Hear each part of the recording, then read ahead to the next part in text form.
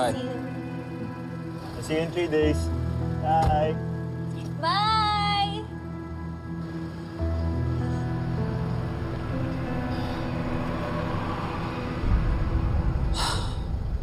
Deja vu. Ganito rin kayo nagsimula noon, hindi ba? Ano yun? Ha? Sabi ko, I hope they have a safe trip. 3 days lang naman. Just like before. I mean, before. Kapag nagta-travel si Paolo. For work.